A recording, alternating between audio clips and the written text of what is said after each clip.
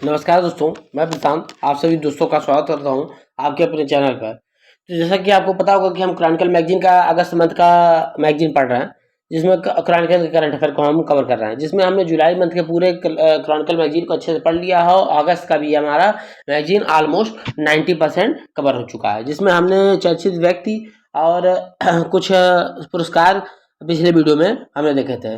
अगर कोई साथी पुराने वीडियोज़ को नहीं देखे हैं तो जाकर देख सकते हैं। क्रॉनिकल मैगज़ीन करंट अफेयर के नाम से हमारे यूट्यूब चैनल पे उसका प्लेलिस्ट बना हुआ है, वहाँ से जाकर जुलाई मंथ का और ये अगस्त मंथ का भी पुराना वीडियोस देख सकते हैं। ठीक है। शुरू करते हैं आज की क्लास को। और यह जो आपकी क्लास चल रही है करंट अफेयर की, ये आगामी पेपर जो आर का आने वाला है 22-23 दिसंबर को, उसके लिए बहुत ही महत्वपूर्ण है। उसके साथ साथ यूपीएससी के विभिन्न एग्जाम, चाहे पैट हो, चाहे जूनियर स्टैंड हो, चाहे लोअर बीसीएस हो, उसके लिए सभी के लिए महत्वपूर्ण है। तो चलिए शुरू करते हैं आज की क्लास को। यहाँ तक हम पढ़ चुके थे, अब यहाँ से पढ़ना है, यहाँ से पढ़ना शुरू करना है। One world media press freedom पुरस्कार यहाँ से शुरू करना है। तो सोमालिया की एकमात्र महिला समाचार टीम बिलान ने 2024 one world media press freedom पुरस्कार अवार्ड जीता है। फ्रीडम पुरस्कार अवार्ड जीता, बहुत इंपॉर्टेंट है ये। ठीक है, बहुत ही इंपॉर्टेंट क्वेश्चन है ये, इसको ध्यान रखेंगे आप। ठीक है। सोमालिया का जीता है। सम्मान पाने वाली पहली सोमालियाई मीडिया टीम बन गई है। यह पुरस्कार पिछले 2 वर्षों में बिलाम की निडर पत्रकारिता को मान्यता देता है।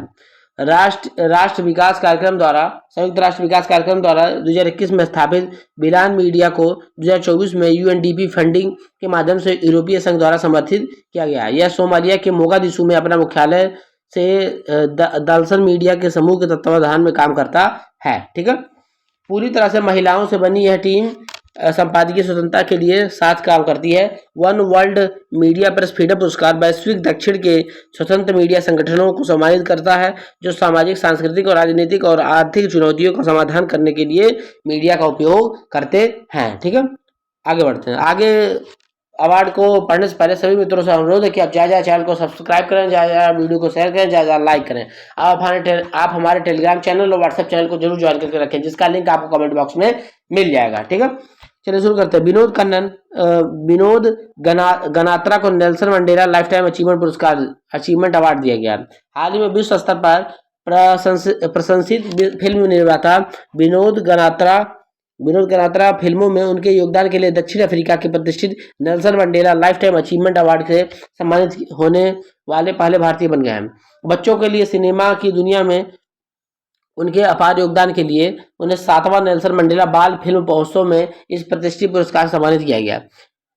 वे अपनी गुजराती फिल्म हारून अरोड़ के लिए शिकागो में लिव उस्मानी शांति पुरस्कार पाने वाले एकमात्र भारतीय फिल्म निर्माता बन गए हैं।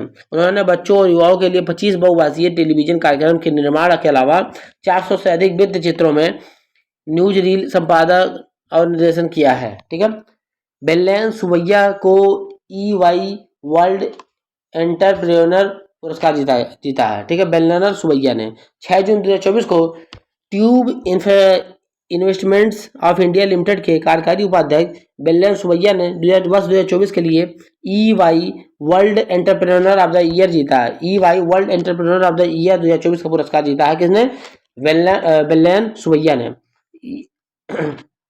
4 से 7 जून के मध्य इस पुरस्कार समारोह का आयोजन मोनाको के मोंटे कार्लो में किया गया। ठीक है, EY world entrepreneur of the year 2024 का चयन एक स्वतंत्र पैनल द्वारा 4 प्रमुख मानदंडों उद्यमशीलता की भावना, उद्देश्य, विकास, प्रभाव के आधार पर किया जाता है। यह प्रतिष्ठित खिताब जीतने वाले चौथे भारतीय हैं। RN नारायण मूर्ति 2003 में, उदय कोटक 2014 में और किरण मजूमदार शाह 2020 में यह पुरस्कार पा चुकी हैं। ठीक है, ये वाला क्वेश्चन बहुत ज्यादा इंपॉर्टेंट नहीं है, इसलिए इस पर हमने क्रॉस लगा दिया, इसको करने की जरूरत नहीं है। ठीक है, आपको करना होगा, पढ़ लेंगे यहाँ से PDF से। NIMH निमहंस को नेल्सन मंडेला पुरस्कार, ये कौन सा है?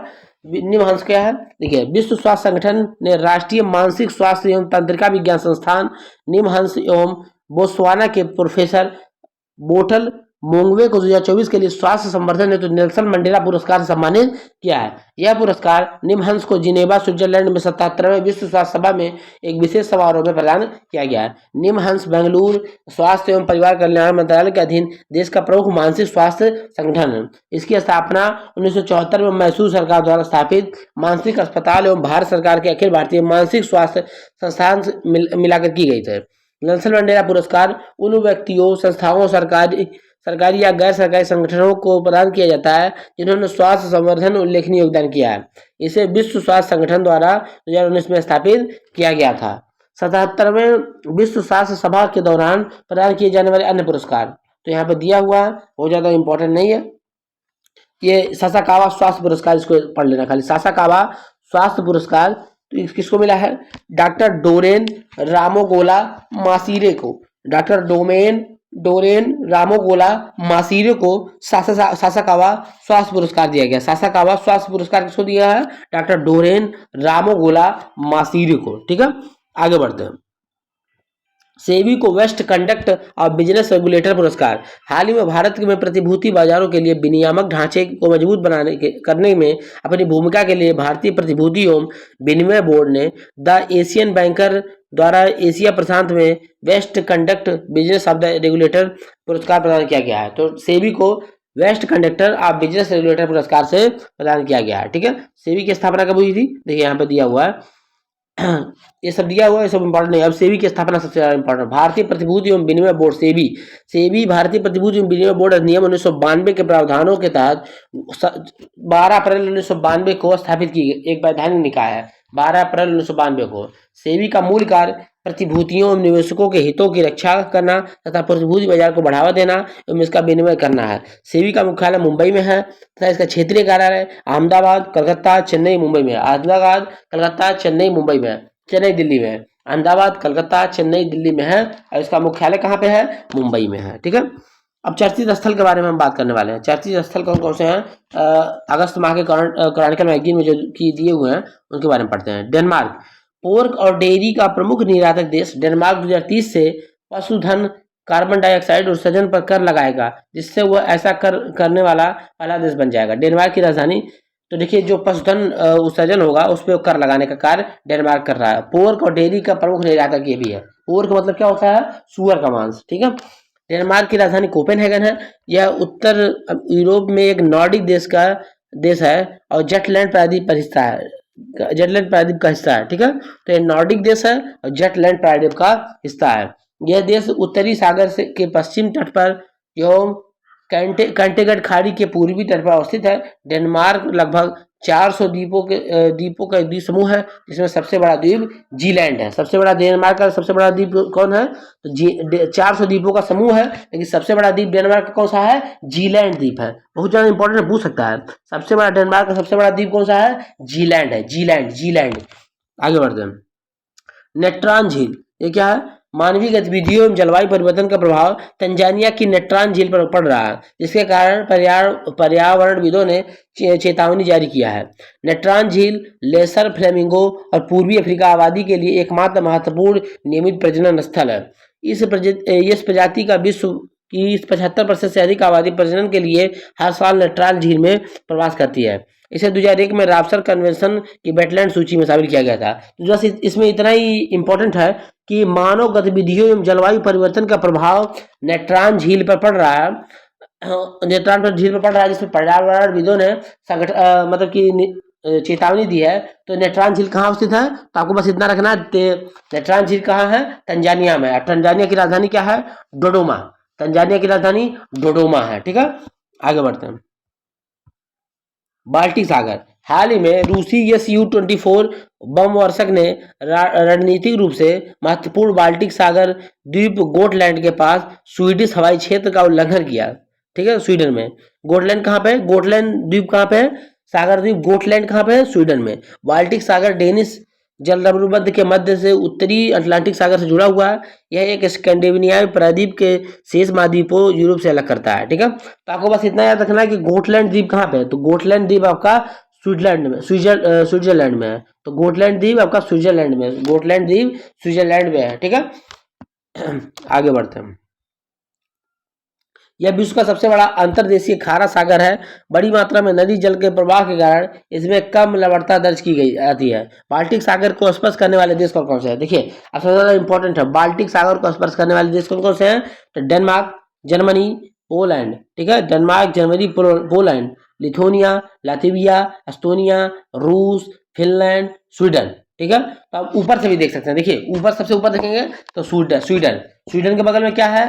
फिनलैंड, फिनलैंड के बगल में रसिया, रसिया के नीचे आएंगे एस्टोनिया, लातविया, लिथुआनिया, उसके बाद बगल में पोलैंड, पोलैंड के बगल में जर्मनी और प्रायद्वीप सा छोटू सा डेनमार्क वहां पे अवस्थित है। बीच में कौन सा सागर है? ये बाल्टिक सागर में, बाल्टिक सागर में, ठीक है। तो आपको ये राजधानी तो याद ही होगी, डेनमार्क की राजधानी कोपेनहेगन, जर्मनी की आपको पता ही है वान है, जर्मनी की राजधानी क्या है? बर्लिन है, पोलैंड की वार्सोवा है, लिथुआनिया की कौन सी है?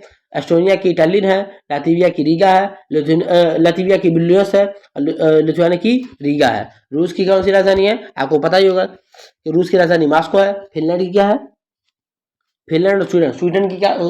कोपेनहेगन इसके, स्वीडन की और फिनलैंड की आप लोग देख लेंगे। कील नहर उत्तरी सागर को बाल्टिक सागर से जोड़ती है, ठीक है। तो कील नहर उत्तरी सागर को बाल्टिक सागर से जोड़ देती है। आगे बढ़ते हैं हम युद्धाभ्यास के बारे में, महत्वपूर्ण युद्धाभ्यासों के बारे में हम पढ़ने जा रहे हैं, ठीक है। तो पहला युद्धाभ्यास आपका है ऑपरेशन रेड फ्लैग। इससे किससे संबंधित है? बहुत इंपॉर्टेंट है। 4 से 14 जून 2024 के मध्य भारतीय वायुसेना ने संयुक्त राज्य अमेरिका के अलास्का में, बहुत ज्यादा इंपॉर्टेंट है, कहाँ पे हुआ है? अलास्का में स्थित एल्सन एयरफोर्स बेस में अभ्यास रेड फ्लैग 2024 में भाग लिया है। यह एक उन्नत हवाई युद्ध प्रशिक्षण अभ्यास है। यह रेड फ्लैग 2024 का दूसरा संस्करण है, जिसमें अमेरिकी वायुसेना द्वारा वर्ष के 4 बार आयोजित किया जाता है। भारतीय वायुसेना की टुकड़ी ने राफेल विमान और कर्मियों के साथ भाग लिया है, जिसमें वायुसेना दल, तकनीशियन, इंजीनियर, नियंत्रक और विशेषज्ञ शामिल हैं। यह पहली बार था जब भारतीय वायुसेना के राफेल विमानों ने एक्स रेड फ्लैग में भाग लिया, ठीक है। तो एक्स रेड फ्लैग अभ्यास में किसने भाग लिया है? राफेल ने, ठीक है। तो रेड फ्लैग अभ्यास में अभ्यास होपेक्स, ठीक है, अभ्यास होपेक्स। भारतीय वायुसेना और मिस्र की वायुसेना ने होपेक्स 2024 का अभ्यास का किया है, अभ्यास में भाग लिया है, ठीक है। तो भारतीय वायुसेना और मिस्र के बीच में होपेक्स का आयोजन हुआ है। किसके इसके बीच में? होपेक्स का आयोजन आपको भारतीय वायुसेना, भारत प्लस मिस्र के बीच में होपेक्स का आयोजन हुआ है, ठीक है। इस अभ्यास का उद्देश्य, अब इस अभ्यास में भारतीय वायुसेना के लड़ाकू विमान C-17 ग्लोब मास्टर और IL-78 टैंकर ने भाग लिया है, ठीक है। बस आपको इतना याद करना। ये कहाँ पे आयोजित किया गया? चौथा संयुक्त अभ्यास है जो कि मिस्र में आयोजित किया गया है, ठीक है। आगे बढ़ते हैं। जापान भारत समुद्री अभ्यास जाइमेक्स 2024। 11 जून 2024 को भारतीय नौसेना का स्वदेशी stealth frigate INS Shivalik Japan Bharat समुद्री युद्धाभ्यास 2024 जाइमेक्स में भाग लेने वाला के लिए जापान के योकोसुका में पहुंचा, ठीक है। तो कौन गया था जाइमेक्स में भाग लेने के लिए? INS शिवालिक। कहाँ गया था? योकोसुका को पहुंचा। और भारत और जापान के बीच में कौन सा अभ्यास है? ये जाइमेक्स अभ्यास। जाइमेक्स अभ्यास में इसमें कौन भाग लेता है? नौसेना भाग लेती है। जाइमेक्स भारत और जापान के बीच में, इसमें INS शिवालिक ने भाग लिया है और जापान के योकोसुका में यह अभ्यास हुआ है। 2012 में इसकी शुरुआत हुई है। बाद में यह जाइमेक्स का 8वां संस्करण है, ठीक है। यह जाइमेक्स का 8वां संस्करण है। अभ्यास के दौरान दोनों नौसेना अभ्यास है, बाकी का इंपॉर्टेंट नहीं है उतना, ठीक है। अभ्यास भारत प्रशांत क्षेत्र के समुद्री सुरक्षा के प्रति उनकी साझा प्रतिबद्धता की पुष्टि करता है, ठीक है। तो भारत प्रशांत क्षेत्र के बीच में साझा सुरक्षा को पुष्टि करता है, ये इसका उद्देश्य है। तो ये अभ्यास के बारे में हो गया। अब जून 2024 चर्चित पुस्तकें कौन कौन सी हैं? The idea of democracy, Sam Pitroda की। देखिए सैम पित्रोदा की किताब तो याद करना है, ठीक है, क्योंकि ये आपको पता ही होगा कि सैम पित्रोदा कौन है और क्या क्या ये बोलता रहता है। तो Sam Pitroda, gateway to the sea, historic porters and the dark of Mumbai region, maritime Mumbai museum society, Ed finds the home, Alia Bhatt. Ed finds the home इसकी बुक है, आलिया भट्ट की। आई हैव द स्ट्रीट्स, एक कुट्टी क्रिकेट स्टोरी। तो बस आपको इतना याद रखना है, ये कुट्टी जहाँ पे आ जाए कुट्टी, बस आपको कुट्टी याद रखना। कुट्टी कहाँ तक ज्यादातर होते हैं? चेन्नई, तमिलनाडु बोलते हैं ना कुट्टी उट्टी, ये सब भाषा। तो चेन्नई, R अश्विन की किताब है, कौन सी? आई हैव द स्ट्रीट्स, एक Kutti cricket story, R Ashwin की। A fly on the RBI wall, Alpana Killawala. Source code, my beginnings Bill Gates की है। Source code my beginnings Bill Gates की है। लॉन्ग आइलैंड कोलम टोइबिन की है। At the wheel of research Anuradha Mascarenhas का है। कमला देवी चट्टोपाध्याय स्वतंत्रता की कला अपने समय से आगे निको स्लेट की है। ठीक है, तो पहला क्या था, the idea of the democracy Sam Pitroda की है। And finds A home Alia Bhatt की है। आई हैव स्टीज ए कुट्टी क्रिकेट स्टोरी आर अश्विन की है। A fly on the RBI wall Alpana Killawala की है। Source code my beginnings Bill Gates की है। लॉन्ग आइलैंड कोलम टोइबिन की है। The at the wheel of research Anuradha Mascarenhas की है। कमला देवी चट्टोपाध्याय स्वतंत्रता की कला अपने समय से आगे निको स्लेट ने लिखा है। ठीक है, अब जून 2024 के महत्वपूर्ण दिवस के बारे में हम पढ़ लेते हैं। ठीक है, तो जो महत्वपूर्ण दिवस हैं वो आपको पॉइंट किए गए हैं, बाकी का और दिवस भी हम पढ़ लेंगे। विश्व दुग्ध दिवस कब है? 1 जून को है। दुनिया में पोषण देने के लिए, गुणवत्तापूर्ण पोषण प्रदान करने के लिए डेयरी की महत्वपूर्ण भूमिका का जश्न मनाना। 1 जून को ही वैश्विक अभिभावक दिवस है। 2 जून अंतर्राष्ट्रीय सेक्स वर्कर्स दिवस है। 2 जून को अंतर्राष्ट्रीय सेक्स वर्कर्स दिवस है। विश्व साइकिल दिवस 3 जून को है। आक्रामकता के शिकार मासूम बच्चों का अंतर्राष्ट्रीय दिवस 4 जून को है। 5 जून को विश्व पर्यावरण दिवस है। इसका थीम भी याद रखना है, भूमि पुनर्स्थापना मरुस्थलीकरण और सूखे से बचाओ। भूमि पुनर्स्थापना मरुस्थलीकरण और सूखे से बचाओ। 7 जून को विश्व खाद्य सुरक्षा दिवस। खाद्य सुरक्षा अप्रत्याशित के लिए तैयार रहें। खाद्य सुरक्षा अप्रत्याशिता के लिए तैयार रहे। खाद्य सुरक्षा दिवस 7 जून को है। इसका थीम क्या है? खाद्य सुरक्षा अप्रत्याशित के लिए तैयार रहें। 8 जून को विश्व महासागर दिवस। अवेकन न्यू डेप्थ इसकी थीम है। ठीक है, विश्व महासागर दिवस की। 9 जून को विश्व प्रत्यायन दिवस। 12 जून को विश्व बाल श्रम निषेध दिवस। आइए अपनी प्रतिबद्धताओं पर कार्य करें और बाल श्रम को समाप्त करें। आइए अपनी प्रतिबद्धताओं पर कार्य करें और बाल श्रम को समाप्त करें। विश्व बाल श्रम निषेध दिवस 12 जून। विश्व रक्तदाता दिवस 14 जून। दान का उत्सव बनाने के 20 वर्ष, रक्तदाताओं को धन्यवाद इसका थीम है। दान के उत्सव बनाने के 20 वर्ष, रक्तदाताओं को धन्यवाद विश्व रक्तदाता दिवस की थीम है, जो 14 जून को मनाया जाता है। विश्व बुजुर्ग दुर्व्यवहार जागरूकता दिवस 15 जून। विश्व पवन दिवस 15 जून। विश्व पितृ दिवस 16 जून। अंतर्राष्ट्रीय पारिवारिक धन प्रेषण दिवस 16 जून। विश्व मरुस्थलीकरण एवं सूखा रोकथाम दिवस 17 जून। विश्व मरुस्थलीकरण एवं सूखा रोकथाम दिवस 17 जून। भूमि के लिए एकजुट हमारी विरासत हमारा भविष्य। भूमि के लिए एकजुट हमारी विरासत हमारा भविष्य। 17 जून क्या है? विश्व मरुस्थलीकरण एवं सूखा रोकथाम दिवस। विश्व सिकल सेल जागरूकता दिवस 19 जून। विश्व सिकल सेल जागरूकता दिवस 19 जून। विश्व शरणार्थी दिवस 20 जून। विश्व शरणार्थी दिवस, विश्व शरणार्थियों के साथ एकजुटता, शरणार्थियों के साथ एकजुटता। विश्व शरणार्थी दिवस 20 जून। अंतर्राष्ट्रीय योग दिवस 21 जून। इसका थीम क्या था? स्वयं और समाज के लिए योग। स्वयं और समाज के लिए बहुत इंपॉर्टेंट है, स्वयं और समाज के लिए योग। अंतर्राष्ट्रीय योग दिवस 21 जून। पासपोर्ट सेवा दिवस 24 जून। कूटनीतिक महिलाओं का अंतर्राष्ट्रीय दिवस 24 जून। यात्रा के पीड़ितों के समर्थन में अंतर्राष्ट्रीय दिवस 26 जून। विश्व प्रशीतन दिवस 26 जून। सूक्ष्म लघु एवं मध्यम उद्यम दिवस 27 जून। सूक्ष्म लघु एवं मध्यम उद्यम दिवस 27 जून। सूक्ष्म लघु एवं मध्यम उद्यम का सतत विकास लक्ष्य, ये बहुत इंपॉर्टेंट है। सूक्ष्म लघु एवं मध्यम उद्यम दिवस 27 जून। सूक्ष्म लघु एमएसएमई दिवस कौन सा है? 27 जून है। अंतर्राष्ट्रीय उष्णकटिबंधीय दिवस 29 जून। अंतर्राष्ट्रीय राष्ट्रीय सांख्यिकी दिवस 29 जून। पीसी महालनोबिस का जयंती है।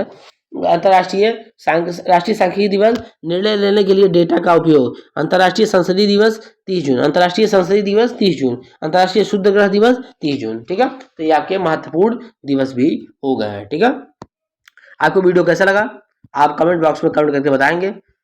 आप कुछ अपना सुझाव देना चाहते हैं तो भी दे सकते हैं। ठीक है, कुछ आप सुझाव देना चाहें, कुछ बेहतरी के लिए और बोलना चाहें तो आप सुझाव में कमेंट बॉक्स में दे सकते हैं, मैं उसका रिप्लाई जरूर दूंगा। अगर कोई आप क्वेश्चन पूछना चाहते हैं तो भी आप कमेंट बॉक्स में कमेंट कर देंगे, मैं उसका आंसर भी कमेंट बॉक्स में दे दूंगा। ठीक है, आपको क्लास कैसे लगी आप कमेंट बॉक्स में ज़्यादा बताएंगे, ज़्यादा वीडियो को शेयर करेंगे, ज़्यादा लाइक करेंगे, हमारे चैनल को ज़्यादा सब्सक्राइब करेंगे। पुराने वीडियोस को देखना है तो आप जाकर देख सकते हैं। क्रॉनिकल मैगजीन करंट अफेयर के नाम से हमारा प्लेलिस्ट बना हुआ, वहाँ से जाकर देख सकते हैं। ठीक है, हमारे टेलीग्राम चैनल और व्हाट्सएप चैनल को जरूर ज्वाइन करके रखेंगे, जिसका लिंक आपको कमेंट बॉक्स में मिल जाएगा। मिलते हैं नेक्स्ट वीडियो में नेक्स्ट क्लास के साथ। धन्यवाद।